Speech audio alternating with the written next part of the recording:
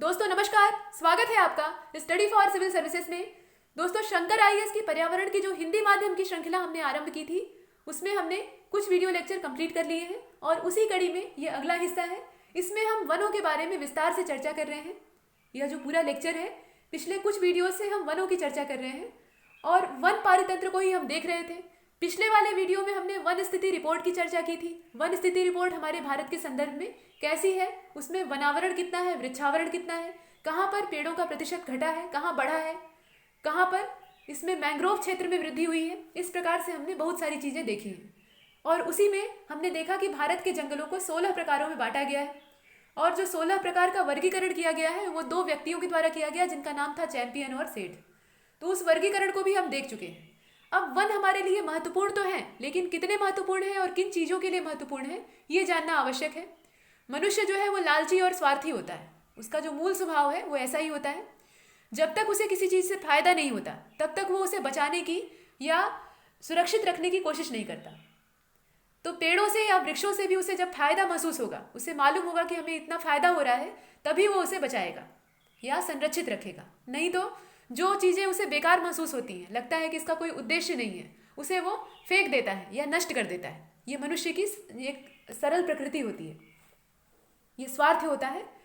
तो यहाँ पर जब वनों का महत्व हम बार बार देखेंगे तो इससे हमारे मन में एक धारणा बनेगी कि इतना ज़्यादा फायदा है तो इसके एवज में हमें वृक्षों को बचाना चाहिए। वनों का जो महत्व है इस पर चर्चा होगी। इससे पहले कुछ आवश्यक जानकारी हमारे कोर्सेज के बारे में, आइए पहले उसे देख लेते हैं। दोस्तों हमारे पेड कोर्सेज अलग अलग सिविल सेवा परीक्षाओं के लिए संचालित हो रहे हैं, जिसमें यूपीपीएससी, एमपीपीएससी और बीपीएससी द्वारा कंडक्ट होने वाली परीक्षाएं हैं। संघ लोक सेवा आयोग की सिविल सेवा प्रारंभिक परीक्षा के लिए भी इसे लॉन्च किया गया है और ये सारे कोर्सेज टेलीग्राम के माध्यम से चलते हैं। अगर आप इन्हें ज्वाइन करना चाहते हैं तो नीचे दिए गए जो कॉलिंग नंबर है, 2 मोबाइल नंबर आपको दिख रहे हैं, उस पर आप संपर्क कर सकते हैं। वहाँ पर फ़ोन या व्हाट्सएप के जरिए आप जब पता लगाएंगे तो आपको जितनी भी सूचनाएं हैं, जो भी प्रोसेस है वो बता दिया जाएगा। जो मुफ्त सुविधाएं हैं, मतलब फ्री इनिशिएटिव है, उसकी अगर हम बात करें तो 2 विकल्प आपके पास है। एक तो टेलीग्राम है, दूसरा यूट्यूब है। टेलीग्राम पर जो हमारा चैनल है only UPPSC by study for civil services, उसे आप जरूर ज्वाइन कीजिए। वहाँ पर जितनी भी सूचनाएं, जितने भी नोटिफिकेशन है वो आपको समय से मिलेंगे और वो पूरी तरह से निःशुल्क है, उसका कोई चार्ज आपसे नहीं लिया जाएगा। इसके अलावा जो यूट्यूब चैनल है, कई चैनल वर्तमान में हमारे चल रहे हैं, उस पर जितने भी वीडियोज़ आते हैं उन्हें आप देखिए और सुनिए, उसके साथ साथ उन्हें नोट करते जाइए। जितनी भी उसमें आवश्यक सूचनाएं हैं, जितनी भी महत्वपूर्ण सूचनाएं हैं, उन्हें आप नोट करते जाइए। वो खुद के बनाए आपके नोट्स होंगे और आपके लिए ज़्यादा फायदेमंद होंगे। अंतिम समय रिवीजन करने के लिए वो मदद करेंगे। तो इस प्रकार की चीज़ें हैं। अब चलते हैं आगे। वन प्राकृतिक संतुलन को बनाए रखने में हमारी मदद करते हैं। प्रकृति का जो संतुलन है उसको कैसे बनाना है, इसमें जंगल हमारी सहायता करते हैं। प्रकृति का संतुलन बनाने से क्या मतलब है? मतलब ये जलवायु को नियंत्रित रखने का प्रयास करते हैं और भी प्रकृति के जो जैविक और अजैविक घटक हैं उनमें भी यह सामंजस्य बनाने में मदद करते हैं। जैविक और अजैविक घटकों के बीच का जो तालमेल है वो बिगड़ न जाए, इसमें जंगल जो है वो मध्यवर्ती भूमिका निभाते हैं। इसके अलावा जलवायु परिवर्तन को भी नियंत्रित करने का प्रयास करते हैं। हम देख रहे हैं कि जलवायु में बड़े पैमाने पर बदलाव हो रहे हैं।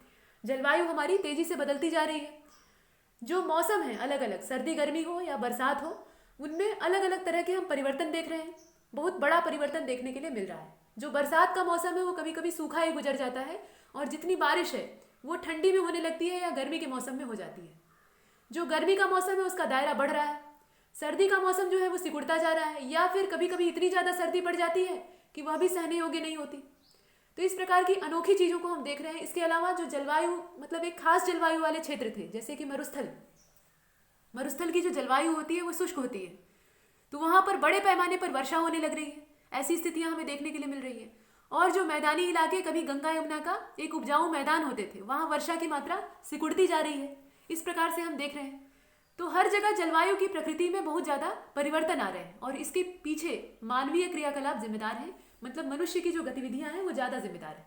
तो इसको संतुलित रखने का प्रयास या नियंत्रित रखने का जो प्रयास है वो जंगल करते हैं। इस मामले में ये हमारे काफ़ी बड़े सहयोगी होते हैं। इसके अतिरिक्त हवा को शुद्ध करते हैं, हवा को शुद्ध करने का काम करते हैं। आप जानते हैं कि जंगल यानी जो वृक्ष होते हैं, जंगल और कैसे बनेंगे, वृक्षों के समूह से बनते हैं। तो जो वृक्ष होते हैं वो कार्बन डाइऑक्साइड अपने श्वसन के लिए इस्तेमाल करते हैं, मतलब लेते हैं, ग्रहण करते हैं और ऑक्सीजन को बाहर उत्सर्जित करते हैं, जो कि हमारे लिए उपयोगी है। तो इस प्रकार से ये वायु को शुद्ध करने का काम करते हैं और हवा में जो कार्बन डाइऑक्साइड का स्तर है उसको नियंत्रित रखते हैं। सूक्ष्म जलवायु प्रदान करते हैं, इनकी अपनी एक सूक्ष्म जलवायु होती है। कहने का मतलब ये है कि ये जिस दायरे में उगते हैं, जो वन है वो जिस क्षेत्रफल में या जिस क्षेत्र में उगते हैं उस स्थान की जलवायु में बड़ा प्रभाव डालते हैं। वहाँ के मौसम में और किसी बिना वन वाले मतलब बिना पेड़ वाले क्षेत्र के मौसम में काफ़ी अंतर देखने के लिए मिलता है।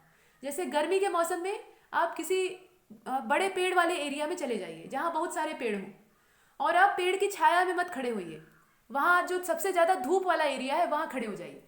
आपको जो गर्मी महसूस होगी उसको आप महसूस कीजिएगा, और किसी खुली सड़क पर जहाँ दूर दूर तक कोई पेड़ नहीं है वहाँ आप धूप में खड़े होकर महसूस कीजिएगा। जो खुली सड़क वाली धूप है वो आपसे बर्दाश्त नहीं होगी, वहाँ इतनी ज़्यादा गर्मी आपको लगेगी कि आप वहाँ से तुरंत भाग जाएंगे। लेकिन जो पेड़ के आसपास खुले एरिया में आप धूप लेते हैं और वहाँ के जो मौसम को आप महसूस करते हैं, वहाँ तापमान काफ़ी कम होता है एक पेड़ वाले एरिया की तुलना में। एक खुले मैदान का या खुली ज़मीन का जहाँ एक भी पेड़ नहीं पाया जाता, वहाँ के तापमान में ज़मीन आसमान का अंतर पाया जाता है। जैसे एक उदाहरण मैं बताना चाहूँगी वाराणसी का। वाराणसी में नगरीकरण, जो शहरीकरण है वो बहुत तेज़ी से बढ़ रहा है। बनारस शहर जो है उसका विस्तार हो रहा है। आप जानते हैं उत्तर प्रदेश का एक प्रसिद्ध शहर है वाराणसी। तो यहाँ पर शहरीकरण बहुत तेज़ी से बढ़ रहा है, और इस वजह से जो वृक्षों वाला क्षेत्र है वो भी सिकुड़ता जा रहा है। पेड़ बहुत कम मात्रा में है, और जो बाहर वाला एरिया है जहाँ पेड़ बहुत ज़्यादा पाए जाते थे पहले, वहाँ भी अब जो नगर है वो विस्तृत हो रहा है। एक समय था जब तुलसीदास जी संकट मोचन मंदिर जो वहाँ है, हनुमान जी का मंदिर है, तो वहाँ पर आकर अपना निवास स्थान बनाते हैं। ऐसा क्यों होता है? क्योंकि काशी के जो पंडित होते हैं वो उन्हें मुख्य जो विश्वनाथ मंदिर वाला क्षेत्र होता है वहाँ घुसने नहीं देते, तो इन्हें मजबूर होकर बनारस के बाहर डेरा डालना पड़ता है। वो संकट मोचन वाला क्षेत्र बनारस के बाहर था, लेकिन अब वो शहर का हिस्सा बन गया है। तो इस प्रकार से आपने देखा कि शहरीकरण बहुत तेजी से बढ़ रहा है, उसके बारे में भी चर्चा होगी।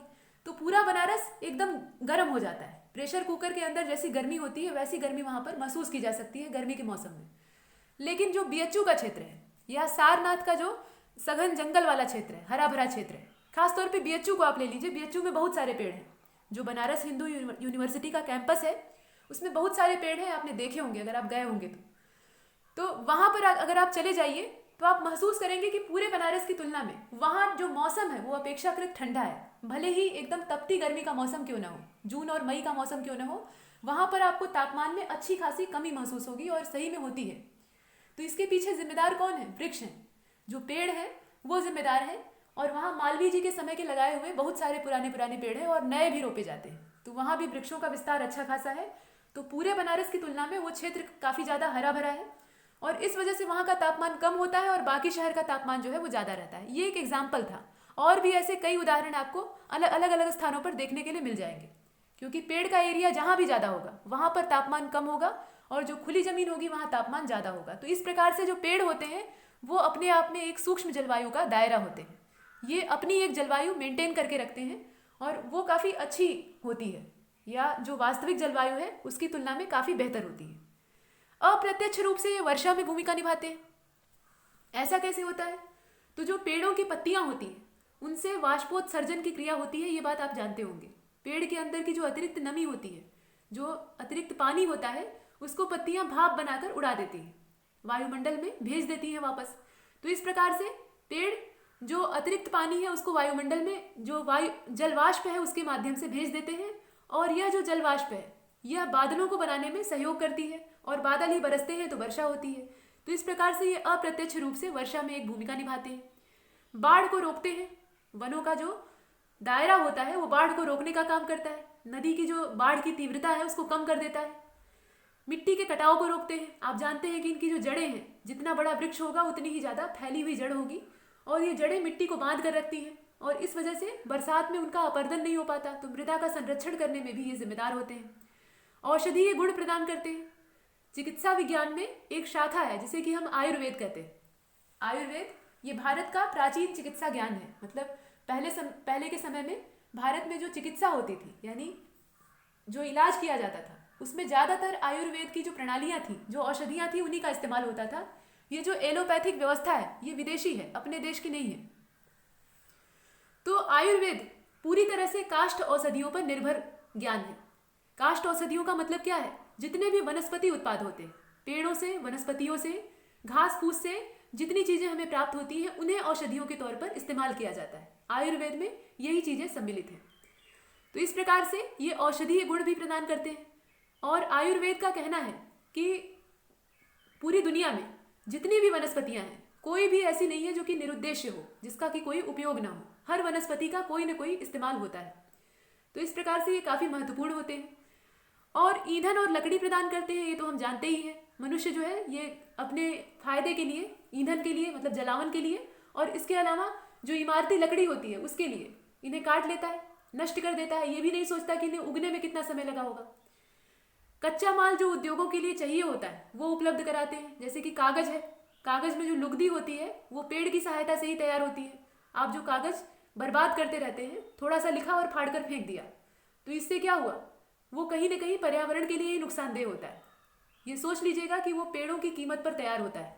जो कागज़ आप इस्तेमाल करते हैं लिखने के लिए, वो किसी न किसी वृक्ष की कीमत पर तैयार होता है, तो उसे बर्बाद करने से पहले सोचना चाहिए। तो इस प्रकार से ये औद्योगिक जो कच्चा माल है उसको उपलब्ध कराते हैं। सिर्फ कागज़ ही नहीं, और भी बहुत सारे इसके इस्तेमाल होते हैं। तो ये तो हुआ फ़ायदा। पहले हमने फ़ायदे गिना लिए। फ़ायदे इसलिए गिना लिए ताकि हमारी रुचि बनी रहे। ये हमें इतना फ़ायदा देते हैं, ये बात जब हम जानते रहेंगे तभी हम इनकी सहायता करेंगे। नहीं तो हमारा जो स्वभाव है वो एक नंबर का स्वार्थी है। हम सहयोग करने से रहे जब तक कि कोई हमें फ़ायदा न दे। तो अब देखिए वनोन्मूलन के कारण क्यों ये नष्ट हो रहे हैं। इतना फ़ायदा देने के बाद भी, इतना परोपकार करने के बाद भी इनका विनाश हो रहा है। तो आखिर क्यों हो रहा है? पहली चीज़ तो स्थानांतरित कृषि है।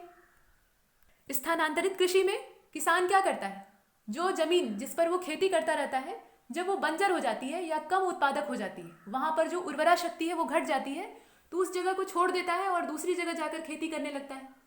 मतलब उस जमीन को परती छोड़ देता है या बेकार छोड़ देता है, और आगे जो जंगल वाला एरिया होता है उसको काट कर खेती करना शुरू कर देता है। तो इस प्रकार से जंगलों का बड़े पैमाने पर विनाश होता है। इस प्रकार की कृषि जो जंगली कबीलाई लोग हैं या जनजातीय लोग हैं उनमें देखने के लिए मिलती है। वो लोग इस प्रकार की कृषि करते हैं, वो पर्यावरण के प्रति उतने जागरूक नहीं होते, उन्हें समझ नहीं होती और समझने का प्रयास भी जल्दी नहीं करते, क्योंकि इसके पीछे शिक्षा का कम प्रसार है वो वहाँ जिम्मेदार होता है। तो वो अपनी आवश्यकताओं के लिए खेती करते हैं, और खेती के लिए वो अलग अलग ज़मीन को अपने हिसाब से चुनते हैं, क्योंकि उनका मानना है कि पूरा जंगल उनके आधिपत्य में होता है। जंगल उनका घर है और उसे वो मनमाने तरीके से यूज कर सकते हैं, ऐसा उनके दिमाग में बैठा रहता है। तो इसलिए वो वनों को काट कर वहाँ अंधाधुन अपने तरीके से और खेती करते हैं। कभी कभी जला देते हैं, और जलाने पर एक सीमित दायरे में ही जंगल नहीं जलते, बल्कि एक बड़ा क्षेत्र जो है वो जल जाता है। और जितना बड़ा दायरा जलता है उसको देखकर वो खुश होते हैं कि इतना बड़ा खेत हमें मिल गया, और वहाँ खेती करते हैं। तो इस प्रकार से वनोन्मूलन होता है। विकास की जो परियोजनाएं हैं, चाहे वो सरकार द्वारा चलाई जा रही हो या मनुष्य की खुद की हो, मतलब नागरिकों की स्वयं की हो, यह भी विनाशकारी होती है। विकास की जितनी भी परियोजनाएं हैं वो भले ही मनुष्य को सुख सुविधा के साधन दें, उसे सुविधा उपलब्ध कराएं, लेकिन ये पर्यावरण के लिए हमेशा ही घातक रही है। कभी भी जो हम लोग धारणीय विकास की बात करते हैं, सस्टेनेबल डेवलपमेंट की बात आगे होगी, तो उसकी जब हम बात करते हैं तो उसमें हम ये कहते हैं कि हम प्रकृति और पर्यावरण को बिना नुकसान पहुंचाए विकास को कर सके, ऐसा हमारा विकास का क्रम होना चाहिए, ऐसा हमारा मतलब सोचने का तरीका होना चाहिए। और यही है धारणीय विकास। कहने का मतलब ये है कि पर्यावरण और प्रकृति को साथ में लेकर चले, लेकिन ये संभव नहीं है। मनुष्य जब विकास करेगा तो उसमें कहीं ना कहीं प्रकृति को नुकसान पहुंचना ही पहुंचना है। आप एकदम से किसी चीज़ को नुकसान पहुंचाए बिना अपनी उन्नति कर ले, ये संभव नहीं है। पर्यावरण कहीं ना कहीं तो हानि उसको पहुंचेगी ही। धारणीय विकास की जो अवधारणा है वो है तो बहुत अच्छी, लेकिन उसका आदर्श रूप संभव नहीं है। जो आदर्श रूप है उसमें ये कहा गया है कि एकदम से हम लोग इको फ्रेंडली बन जाएं, इको फ्रेंडली बन के तरक्की करें, तो ये पॉसिबल नहीं है। अब इसके बाद हाँ, इसे कम किया जा सकता है। धारणीय विकास के तरीकों को अपनाकर हम इसे कम कर सकते हैं। मतलब विकास की परियोजनाएं भी हम चला सकते हैं, और जो पर्यावरण को नुकसान पहुंच रहा है उसको भी कम कर सकते हैं, लेकिन एकदम से ख़त्म नहीं कर सकते, ये पक्की बात है। तो ये विकास की परियोजनाएं हैं। जैसे सरकार सड़कें बनवाती है, अब सड़कें बनवाने के क्रम में कितने किसानों के खेत और कितने बगीचे खत्म हो जाते हैं, कितने उगे हुए किनारे के पेड़ काट दिए जाते हैं। इस पर कोई जल्दी ध्यान नहीं देता। जो चौड़ी सड़क है उसको देखकर खुश हो जाते हैं कि अब ट्रैफिक जो है वो कम हो जाएगा, आराम से हम अपनी गाड़ी को एकदम बढ़िया स्पीड में आगे ले जा सकेंगे। एक्सप्रेस वे बनते हैं, जो एक्सप्रेस वे बनते हैं उनसे कितने वृक्षों का विनाश होता है ये कोई नहीं जानता। जो जानते हैं वो जानने के बाद भी आंखें बंद कर लेते हैं। ऐसा नहीं है कि मनुष्य के सभी जो वर्ग हैं, जो अभिजात्य वर्ग है, वो जानता नहीं है इस बारे में। शिक्षित मनुष्य खूब समझता है कि पर्यावरण को कैसे नुकसान पहुंचता है, लेकिन सबसे ज़्यादा नुकसान पहुंचाता भी वही है, ये भी बात है। इसके बाद ईंधन की आवश्यकताएं।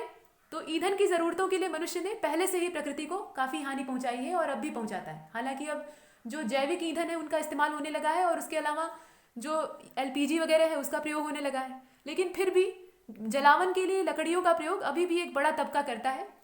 और जो जलावन के लिए लकड़ियाँ इस्तेमाल की जाती हैं उसमें हरे पेड़ होते हैं उनकी भी शामत आ जाती है। सूखे पेड़ों को काट कर लकड़ी ले आया जाए ये हर बार संभव नहीं है, लकड़ी रोज चाहिए, तो इसके लिए हरे पेड़ों की जो डालियाँ हैं उनको काटा जाता है और कभी कभी पूरा का पूरा काट दिया जाता है। और पहले के समय में तो अब तो जो व्यवस्था है वो काफ़ी विकसित हो गई है। पहले के समय में जब शादी ब्याह गांव में पड़ते थे तो उस समय जो वृक्ष होते थे उनकी डालियाँ काट दी जाती थी ताकि जो शादी में भोजन बनने वाला है, बड़े पैमाने पर बारातियों को खिलाया जाने वाला है, वो तैयार हो सके। उसमें चूल्हे में झोंकने के लिए एक हरे पेड़ की लकड़ियों को काट कर ले आया जाता था और उसमें झोंक दिया जाता था बिना कुछ सोचे समझे। और वो सैकड़ों साल पुराने पेड़ होते थे और ऐसे ही कटते कटते हर साल एक शादी पड़े और हर साल एक डाली कटे और ऐसे ही पूरा पूरा जो पेड़ होता था वो समाप्त हो जाता था। तो इस प्रकार से वनों का उन्मूलन होता है। कच्चे माल की जो ज़रूरतें होती हैं उसके लिए इन्हें काटा जाता है। औद्योगिक उपयोग के लिए, उद्योगों में इस्तेमाल करने के लिए इन्हें अंधाधुंध काट लिया जाता है। ये नहीं सोचते कि फिर उगेंगे कैसे और उगने में कितना समय लगेगा। कच्चे माल की आवश्यकता में जो इमारती लकड़ी होती हैं, इमारती लकड़ी वाले वृक्ष होते हैं वो भी शामिल है। मनुष्य इन्हें उगाता है, जैसे सागौन का पेड़ लगा दिया, सागौन का पेड़ लगाकर रोज देखते हैं कि पैसा कितना बना, मतलब पेड़ जितना बढ़ा उसके हिसाब से उसका दाम बढ़ेगा। तो रोज जो किसान है वो पैसे गिनता है कि आज इतना लंबा हो गया, एक साल में इतना बढ़ा तो इतना हमारा जो आमदनी है वो भी बढ़ जाएगा, ऐसा सोचता है और एक दिन कटवा के बेच देता है। ये नहीं सोचता कि उसे हम कैसे बड़ा किए हैं और बढ़ने में कितना समय लगा है और वो पर्यावरण को कितना दे रहा था और एक झटके में उसे कटवा के कुछ फायदे के लिए फेंक दिया। इस तरह की चीज़ें होती हैं। इसके अलावा अतिचारण, बहुत सारे और भी कारण हैं। ये तो मुख्य कारणों को आपने देखा, जो 4 मुख्य कारण थे। और भी कारण है जैसे कि अतिचारण, कभी कभी जो छोटी वनस्पतियां होती हैं, मतलब पौधों के जो बीज होते हैं वो नीचे गिरते हैं, बड़े बड़े पेड़ अपने बीज को नीचे गिराते हैं और वही बीज मिट्टी के अंदर दबे रहते हैं। जब नमी उन्हें मिलती है और जो नम वातावरण है वो प्राप्त होता है तो वो जमने लगते हैं, छोटे पौधे बनते हैं, पौधे से फिर तरुण वृक्ष में बदल जाते हैं। लेकिन इस पूरे अवधि में उन्हें संरक्षण की जरूरत होती है और इसी कंडीशन में जो मवेशी होते हैं या जितने भी चरने वाले पशु होते हैं, जो शाकाहारी पशु हैं, वो उन्हें चर जाते हैं तो इनका विकास ही नहीं हो पाता, वो वहीं से नष्ट हो जाते हैं। जैसे मान लीजिए आपने आम की गुठली कहीं पर लगा दी, मतलब जो आम का बीज होता है उसको गुठली कहा जाता है, उसे आपने ज़मीन में कहीं रोप दिया और उसे पानी वानी दे दिया, बढ़िया मतलब नमी दे दी। उसके बाद वो जमना शुरू हुआ, आपने उसके चारों ओर बाड़ नहीं लगाई, उसको चारों ओर से ट्री गार्ड से कवर नहीं किया, तो क्या होगा? अगर वो खुले एरिया में है, कोई मवेशी आएगा उसको 2 मिनट में तोड़ देगा, क्योंकि वो पेड़ तो है नहीं, अभी छोटा सा पौधा है। तो ऐसी कंडीशन में वो पेड़ बन ही नहीं पाया। तो इस प्रकार की जो अतिचारण की घटनाएं होती हैं ये भी नुकसानदेह होती हैं। पेड़ों की पत्तियों को मवेशी खा जाते हैं। ये बात हो गई। कृषि से भी नुकसान पहुंचता है। किसान जो है बगीचों और पेड़ों को साफ करके खेत बनाने लगे, इस प्रकार की स्थितियां होती हैं। और खनन की जो घटना होती है इसमें भी नुकसान पहुंचता है। कभी कभी बहुत ही दुर्गम इलाकों में किसी खनिज का ज्ञान होता है, किसी खनिज की जानकारी होती है, पता लगता है कि उस इलाके में नीचे इतना महत्वपूर्ण, इतना कीमती खनिज पदार्थ दबा हुआ है, तो उसको खोद के निकलवाने का प्रयास चलने लगता है। तरक्की के लिए ये भी ज़रूरी है। और जब खनन शुरू होता है तो पहले ऊपर के जो पेड़ हैं उनको काट कर साफ किया जाता है और उसके बाद तब नीचे ज़मीन को खोदा जाता है और वहाँ से जो खनिज पदार्थ है उसको निकाला जाता है। इसके अतिरिक्त इसमें शहरीकरण भी एक बड़ा कारण है, बड़ा जिम्मेदार कारण है। जो शहरीकरण तेजी से बढ़ रहा है, मतलब शहरों का दायरा बढ़ता जा रहा है और गांव सिकुड़ते जा रहे हैं, यह भी वनों के उन्मूलन में एक बड़ी भूमिका निभाता है। मनुष्य की जो शहर की ओर भागने की प्रकृति है वो उसे गांव से हटने के लिए विवश करती है और जो गांवों का हरा भरा दायरा है, प्रकृति की गोद है, वो सिकुड़ती जाती है और जो शहरों की इमारतें हैं वो एक के बाद एक ऊंची होती जाती है। शहर फैलते जा रहे हैं। शहरों का जो पहले विस्तार था, जो पहले क्षेत्रफल था, उसमें बहुत ज़्यादा विस्तार हुआ है। जब आबादी बढ़ेगी तो शहर से बाहर भी लोग अपने घर बनाकर शहर के टच में रहना पसंद करेंगे, जुड़ा रहना पसंद करेंगे और इस प्रकार से शहर फैलते हैं और जो आसपास के गांव हैं वो उन्हीं में मिलते जाते हैं, सिकुड़ते जाते हैं। इसके अलावा गांव में जो किसान होते हैं, जब उन्हें खेती से उतना फायदा महसूस नहीं होता तो वो खेतों को बेचकर शहर की ओर रुख करते हैं। जो खेती योग्य जमीन थी उसको बेच दिया, ज़्यादा फायदा हुआ तो बेच दिया। इस प्रकार से जो शहरीकरण है वो गांवों को खा रहा है और प्रकृति को भी साथ में खाता जा रहा है। ये मनुष्यों की देन है। बाढ़ की जो घटना होती है इससे भी पेड़ों को नुकसान पहुंचता है। बाढ़ की वजह से, बाढ़ में नदी का पानी तेजी से, तेज रफ्तार में हिलोरे लेता हुआ पेड़ों से टकराता है और ऐसे में बड़े बड़े वृक्ष जो हैं वो उखड़ जाते हैं। कभी कभी ये किसी ढालू जमीन में टिका हुआ रह जाता है, बाढ़ का पानी रुक जाता है कहीं कहीं, तो पानी रुकने की वजह से भी पेड़ों का विनाश होता है, उनकी जो जड़ें हैं वो उखड़ जाती हैं।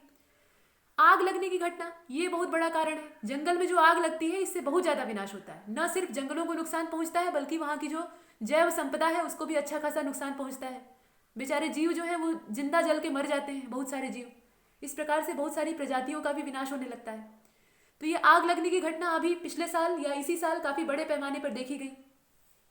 अमेजन और ऑस्ट्रेलिया के जंगलों में आग लगी थी और बुझने का नाम नहीं ले रही थी। तो ये आग वाली घटना दो तरीके से होती है। एक तो मानव निर्मित होती है, मतलब मनुष्य के द्वारा लगाई गई आग रहती है, या तो जानबूझ के या अनजाने में भी, कभी कभी जानबूझ के भी लगा देते हैं अपने फायदे के लिए। जैसे अभी देखा, जो जंगल को काट कर खेत बना रहे थे, तो ऐसी कंडीशन में कभी कभी आग लगा के भी सफाई करने लगते हैं जंगलों की। काटने की मेहनत नहीं करना चाहते तो आग लगा देते हैं। अब पेड़ जो है वो जल के राख बनेंगे, फिर उसको हटा के वो वहाँ पर खेती करेंगे। लेकिन ऐसे में कभी कभी वो आग नियंत्रित नहीं रह जाती और फैलने लगती है, और फैलने पर वही जंगल की आग का रूप ले लेती है। इस तरह की स्थितियाँ होती हैं। और कभी कभी असावधानी में कोई चिंगारी वाली चीज़ या कोई ज्वलनशील चीज़ छोड़कर चले गए घूमने वाले लोग, और इससे वहाँ के जंगल में आग फैलने लगी। वहाँ की जो सूखी पत्तियाँ हैं वो पहले चिंगारी को पकड़ लेती हैं और फिर अंगारे बनते हैं, लपटें बनती हैं, और फिर बड़े बड़े जो हरे पेड़ हैं वो जलना शुरू हो जाते हैं। ये तो जो मानव निर्मित कारण थे वो थे। इसके अलावा प्रकृति द्वारा भी कभी कभी आग लगा दी जाती है। जो प्राकृतिक कारण होते हैं वो भी जिम्मेदार होते हैं। पेड़ों की जो टहनियाँ होती हैं वो हवा चलने पर आपस में रगड़ खाती हैं। चूंकि पेड़ बहुत पास पास होते हैं तो उनकी टहनियों में आपस में रगड़ उत्पन्न होती है। और आप जानते हैं कि रगड़ यानी घर्षण, ये किस चीज़ को जन्म देता है? घर्षण से ही आग का जन्म होता है। तो इस प्रकार से ये जो लकड़ियाँ हैं जब आपस में रगड़ खाती हैं तो इस प्रकार से आग जन्म लेती है, मतलब चिंगारियाँ उठती हैं, और वो चिंगारियाँ जो है वो जंगल की आग का रूप ले लेती हैं। तो कई कारण होते हैं और ये भी जंगलों के विनाश का एक बड़ा मुख्य भूमिका निभाती है। कीट की जो घटना होती है ये भी होती है। कीटों का हमला किसी भी वृक्ष पर हो जाता है तो वह वृक्ष जो है अपनी उत्पादकता को खो देता है या पूरी तरह से नष्ट हो जाता है। जैसे टिड्डियों का हमला खेतों पर होता है, 5 मिनट के अंदर बड़े बड़े बीघे के बीघे जो खेत हैं वो साफ हो जाते हैं। कई बीघे की जो जमीन है खेती वाली, खड़ी फसल ऊपर से जो टिड्डियाँ हैं वो खा जाती हैं। टिड्डियों का पूरा झुंड चलता है और वो जहाँ से गुजरता है वहाँ की जो फसल है और जो बगीचे हैं उन्हें पूरी तरह से नष्ट कर देता है। सिर्फ फसल को ही नहीं, बगीचे को भी, जो फलदार पेड़ों के बगीचे हैं उन्हें साफ करने के लिए जिम्मेदार होता है। इसके अलावा और भी बहुत सारे छोटे छोटे कीट होते हैं। जैसे कि आपने गुड़हल या जो फूल वाले पौधे होते हैं या कुछ बड़े पौधों पर भी देखने के लिए मिलते हैं, हालांकि बड़े वृक्षों पर नहीं होते, मैलीबग के कीटों को देखा होगा। मैलीबग नाम के जो कीट होते हैं ये सफ़ेद रंग के होते हैं। ऐसा लगता है कि बर्फ से बने हुए हैं, एकदम सफ़ेद सफ़ेद होते हैं। और ये पौधों के ऊपर चिपक जाते हैं, जो पौधों के तने होते हैं उन पर चिपक जाते हैं और वहाँ से रस चूसते हैं। जो वनस्पति रस होता है उसको चूस कर अपने पोषण प्राप्त करते हैं और जो पौधा है वो धीरे धीरे सूख कर नष्ट हो जाता है। उसके अंदर जो पोषक तत्व हैं वो खत्म होते जाते हैं। इस प्रकार के कीट होते हैं। इसके अलावा और भी बहुत तरह के कीट होते हैं। तो ये जो कीड़े होते हैं ये प्रकृति के लिए, मतलब पर्यावरण के लिए घातक होते हैं, बीमारियां ले आते हैं अपने साथ। और जो इसके अलावा होने वाली बीमारियां हैं, चाहे जीवाणु जनित हो या विषाणु जनित हो या कोई और कारण से हो, वो भी जिम्मेदार होती है। बीमारियों की वजह से भी पेड़ों का उन्मूलन होता है, विनाश होता है। किसी खास प्रजाति के पेड़ों में कोई बीमारी लगी और उससे अन्य पेड़ों में भी फैल गई, इस तरह से वो नष्ट होने लगे, मरने लगे। जैसे मनुष्य में महामारी फैलती है वैसे ही पेड़ों में भी फैलती है और ये भी नष्ट होते हैं। कीटों में एक लाल चींटे को भी आपने देखा होगा। लाल रंग का चींटा होता है। चींटे जो है वो काले रंग के होते हैं, लेकिन कुछ चींटे लाल भी होते हैं। वो बहुत तेज काटते हैं, कटहे होते हैं। तो ऐसे चींटों को आपने देखा होगा, उन्हें गांव में माटा कहा जाता है। और ये जो चींटे होते हैं ये आम के पेड़ पर रहना ज़्यादा पसंद करते हैं। वैसे तो और पेड़ों पर भी रहते हैं लेकिन आम का पेड़ उन्हें कुछ ज़्यादा ही पसंद होता है। तो कभी कभी जो कलमी आम के बगीचे होते हैं उनमें ये घोंसला बनाना शुरू कर देते हैं। इनके मुंह से जैसे मकड़ी का जाल होता है वैसी जाली नुमा संरचना निकलती है और वो इसी जाली के जरिए, मतलब जो फेविकोल जैसा पदार्थ इनके मुंह से निकलता है, उससे आम की कई पत्तियों को आपस में जोड़ लेते हैं और एक छत्ता जैसा बना लेते हैं, जैसे मधुमक्खी का छत्ता होता है। और उसके अंदर अपना जो प्रजनन है उसे करते हैं, अपनी वंश वृद्धि करते हैं और इस प्रकार से ये पूरे बगीचे में फैल जाते हैं। इनकी पूरी वृद्धि हो जाती है और ये धीरे धीरे उस पेड़ को ख़त्म कर देते हैं, उस पेड़ को, और फिर पूरे बगीचे को ख़त्म कर देते हैं। इनकी वजह से पूरे पेड़ में जाली लग जाती है, मतलब जैसे लगता है कि मकड़ी ने जाले बीन दिए हैं और पेड़ की जो उत्पादकता है वो नष्ट हो जाती है। तो इस प्रकार से कीट काफ़ी हानिकारक होते हैं और जो बीमारियां होती हैं वो भी हानिकारक होती हैं। रक्षा और संचार की जो गतिविधियां हैं मनुष्य या सरकार के द्वारा चलाई जा रही हैं, यह भी विनाशकारी सिद्ध होती है पर्यावरण के लिए। तो ये कुछ कारक थे और इसमें आदि शब्द जुड़ा हुआ है। यहाँ जो आदि देख रहे हैं इसका कोई अंत नहीं है। इसका मतलब ये है कि पौधों को विनाश की ओर ले जाने के लिए या वृक्षों को विनाश करने के लिए, उन्हें नष्ट करने के लिए जो कारण है उनका कोई अंत नहीं है। बहुत सारे कारण हैं, ऐसे अभी भी अनेकों कारण हैं जिन्हें कि हम जानते नहीं हैं। हम उन चीज़ों को कर रहे हैं और ये भी नहीं जानते कि उससे पर्यावरण को नुकसान पहुंच रहा है। तो ये समय के साथ पता लगता है। जैसे जैसे रिसर्च आगे बढ़ती है हमें अपनी गलतियों का एहसास होता है। बहुत पहले तो हम यही नहीं जानते थे कि हम पर्यावरण को नुकसान भी पहुंचा रहे हैं।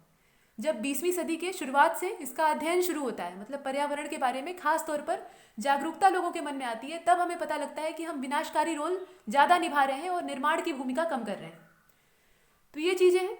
चलते हैं आगे और अब देखिए यह कैसे प्रभावित करता है। मतलब जो वृक्षों का उन्मूलन है, वृक्षों के नष्ट होने की दर है, वो किस प्रकार से मानव जीवन पर असर डालती है, हम किस तरह से उससे प्रभावित होते हैं, यह हम देखने जा रहे हैं।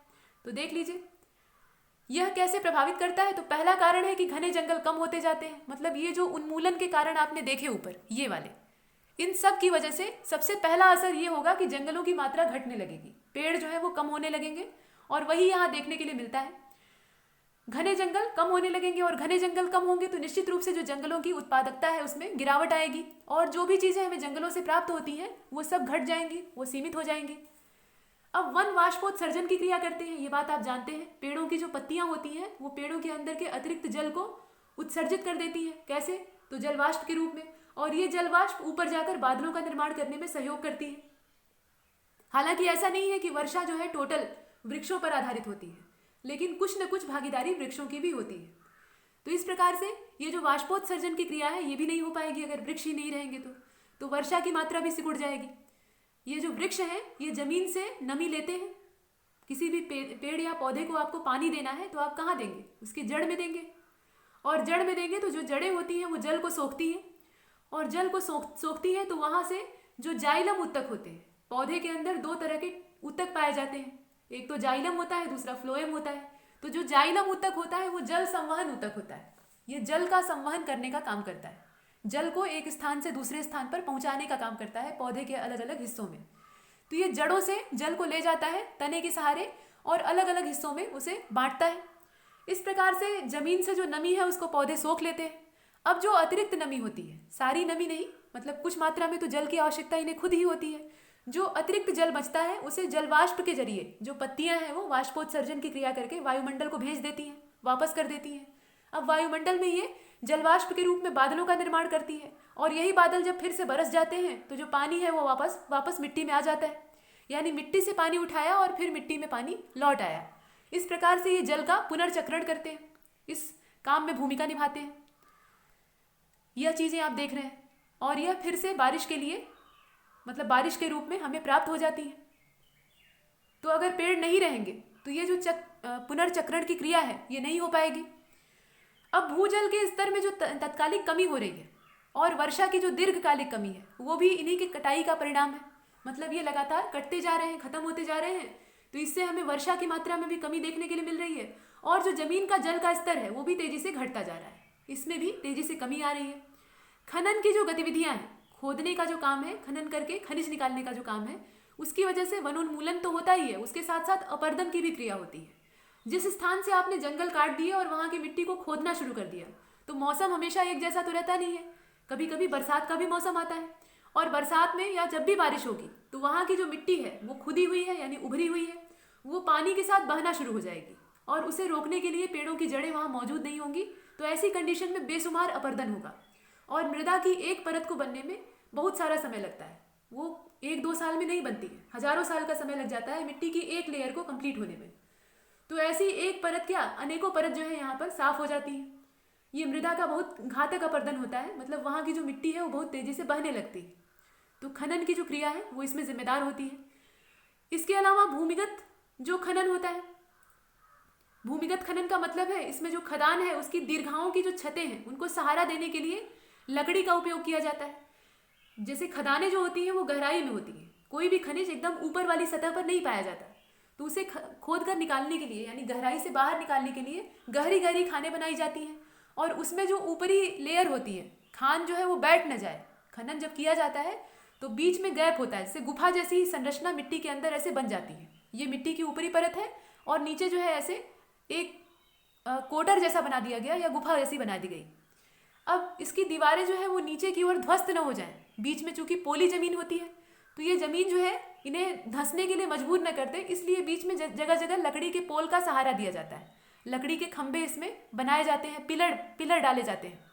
और ये जो पिलर हैं ये मिट्टी की परत को नीचे आने से रोकते हैं, दो परतों के बीच में गैप बनाने का काम करते हैं। तो इसके लिए बड़े पैमाने पर लकड़ियाँ काटी जाती हैं, इसमें भी उन्मूलन होता है और ये असरदार होता है। इसके अलावा और भी चीज़ें हैं, देख लीजिए। वनोन्मूलन, पड़ोसी पारिस्थितिकी तंत्र, मिट्टी के क्षरण, भूमि क्षरण, भूजल मार्गों के परिवर्तन, प्रदूषण को भी प्रभावित करता है। यह सभी प्रभाव इसके पड़ते हैं। तो इस प्रकार से हमने देखा कि जंगलों का जो उन्मूलन हो रहा है उससे हमारे दैनिक जीवन पर या हमारे पर्यावरण पर कितने घातक असर पड़ रहा है। यह तो कुछ ही है, वैसे बहुत सारे घातक परिणाम हैं जो कि हम अभी महसूस नहीं कर पा रहे हैं और भविष्य में देखेंगे। अगर हम चेत नहीं गए तो, पर्यावरण के प्रति सचेत नहीं हुए तो हमें वह सब कुछ देखने के लिए यहाँ मिल जाएगा और अपने ही जीवन काल में मिल जाएगा, मतलब अगले 40-50 वर्षों में ही वो दिखाई देने लगेगा। तो ये चीज़ें हैं। अब इसके बाद जंगलों को देखते हुए हम चलते हैं घास भूमियों की ओर, यानी घास के मैदानों की ओर। जहाँ वर्षा की मात्रा जंगलों की तुलना में कम होती है वहाँ पर घास उगती है, वहाँ चारागाह पाए जाते हैं, घास का विस्तार होता है। कुछ घासें लंबी होती हैं और कुछ घासें औसत होती हैं, छोटी होती हैं। इस प्रकार से चारागाह भूमियाँ पाई जाती हैं। कुछ घासें तो इतनी लंबी होती हैं कि वो पूरे बड़े से मनुष्य को ही ढक ले, 6 फीट की ऊंचाई की होती हैं। तो इस तरह की लंबी घासें भी पाई जाती हैं और छोटी छोटी घासें भी पाई जाती हैं। तो इस तरह से बनते हैं घास के मैदान। अब ये कितने प्रकार के होते हैं हम ये देखेंगे। और इन क्षेत्रों में जो वर्षा का प्रतिशत है वो 25 से 75 के बीच का होता है, मतलब 25 से लेकर 75 सेंटीमीटर के बीच की वर्षा होती है, इससे ज़्यादा नहीं होती। और यही कारण है कि यहाँ बहुत ऊंचे ऊंचे वृक्ष नहीं उगते हैं।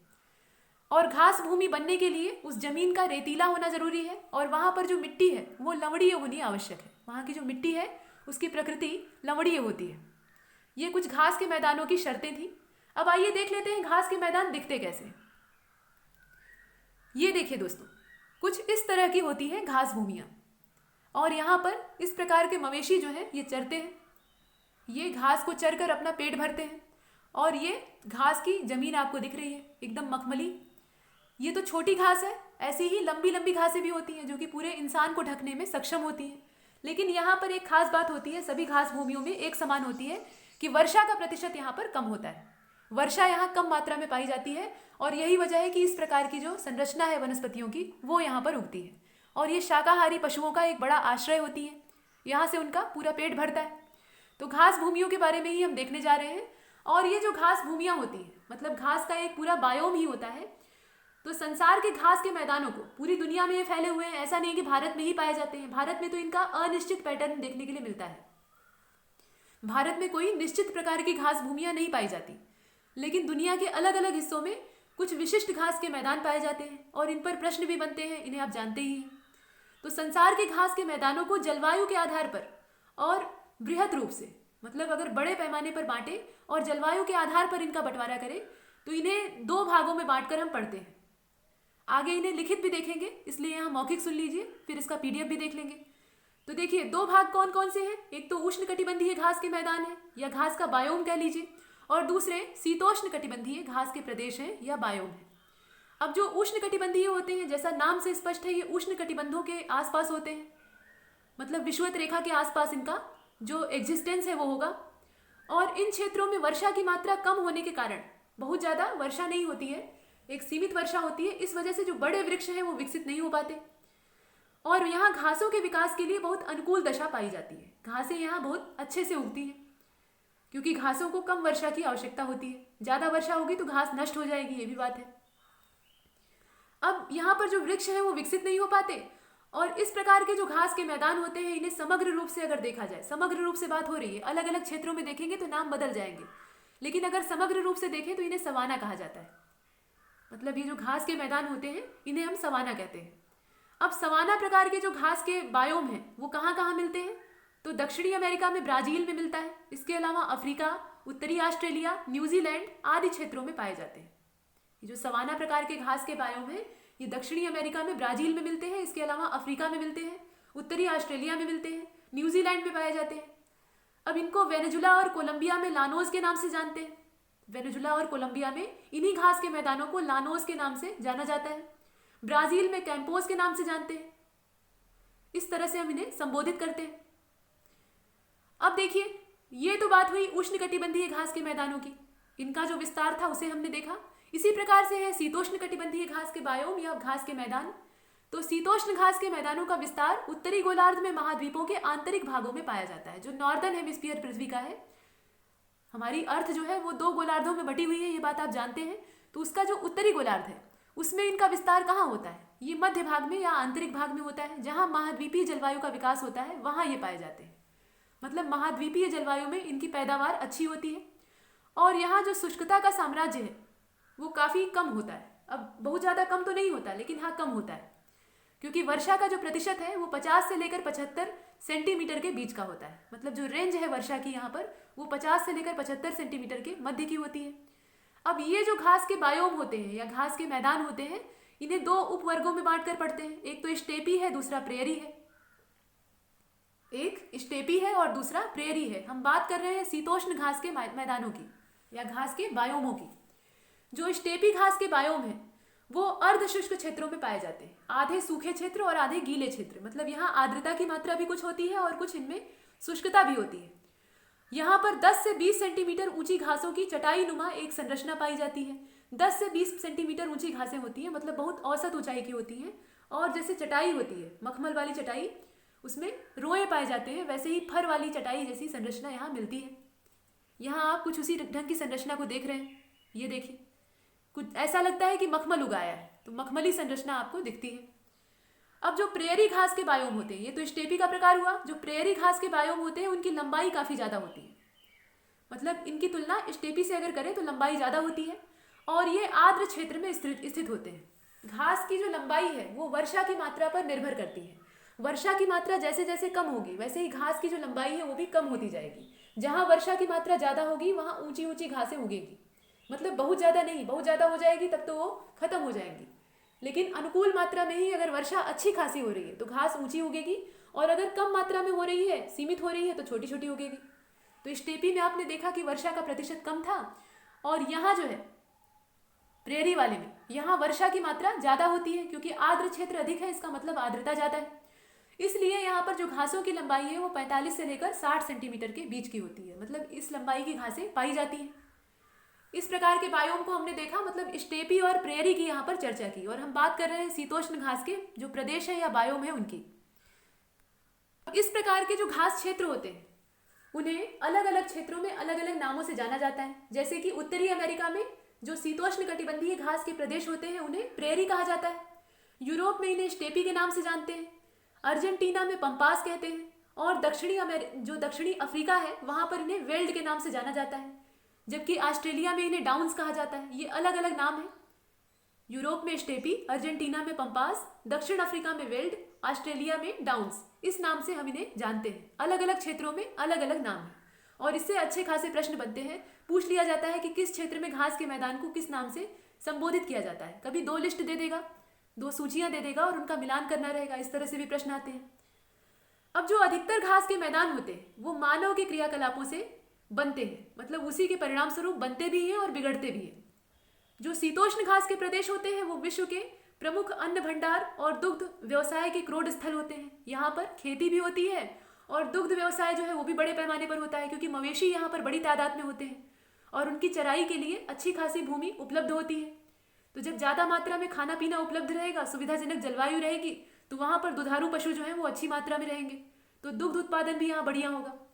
और स्टेपी बायोम जो इसमें है, घास के बायोम में जो ये शीतोष्ण कटिबंधीय वाला हम देख रहे हैं, इसमें स्टेपी वाला जो हिस्सा है वो सर्वाधिक विकसित रूस के कुछ क्षेत्रों में पाया जाता है। मतलब इनका जो विस्तार है वो रूस के कुछ इलाकों में होता है। वहाँ की जो मिट्टी है वो इनके लिए उपयुक्त होती है, इसलिए जो स्टेपी प्रकार के बायोम है वो रूस के कुछ इलाकों में बहुत बढ़िया मात्रा में पाए जाते हैं। वैसे इनका विस्तार अलग अलग क्षेत्रों में है। उन क्षेत्रों का नाम भी हमने देख लिया है, तो आइए अब इन्हें लिखित रूप में देख लेते हैं। यहाँ जो घास के मैदानों का प्रकार है, यहाँ जो आप घास के मैदानों के प्रकारों को देख रहे हैं, ये भारत के संदर्भ में बनाए गए हैं। और इनका बकायदा अच्छे से वर्गीकरण किया गया है। तो इन्हें जलवायु की परिस्थितियों के आधार पर 6 प्रकार के मैदानों में बांटा गया है। इन्हें 6 भागों में बांट दिया गया। वैसे हमने मुख्य रूप से 2 ही भाग देखे हैं, लेकिन उनमें भी छोटे छोटे उपभाग बना दिए गए, यानी उपवर्ग बना दिए गए, और उनका हमें अध्ययन करना है। उसमें से भी 4 प्रमुख प्रकार के घास के मैदानों की चर्चा यहाँ की गई है। कुल 6 जो है उसमें से सिर्फ हम 4 को देखेंगे जो कि आवश्यक है। अब 4 कौन कौन से हैं? तो एक तो अर्ध शुष्क क्षेत्र का है, दूसरा शुष्क क्षेत्र का है, तीसरा नम उप आर्द्र क्षेत्र का है, और चौथा है आर्द्र पर्वतीय क्षेत्र का। ये घास के मैदानों के अलग अलग प्रकार हैं। इन्हें हम एक एक करके देखेंगे। ये जो 4 प्रकार हैं ये भारतीय उपमहाद्वीप के संदर्भ में लिए गए हैं। इनका पूरा वर्गीकरण यहाँ किया गया, और इससे पहले जो मुख्य रूप से इनके 2 प्रकारों में इन्हें बांटा गया था कटिबंध के आधार पे, उन्हें भी हमने देखा पूरे विश्व के संदर्भ में। जब भारत के संदर्भ में देखना है तो इन्हें हम एक एक करके विस्तार से देखेंगे, और ये कहाँ कहाँ पाए जाते हैं और इनके लिए किन स्थलाकृतियों का रहना आवश्यक है इन घास के मैदानों को पनपने के लिए, यह भी हम देखेंगे। लेकिन इस लेक्चर में नहीं, अगले वाले में। इसमें इतना ही, और तब तक के लिए नमस्कार।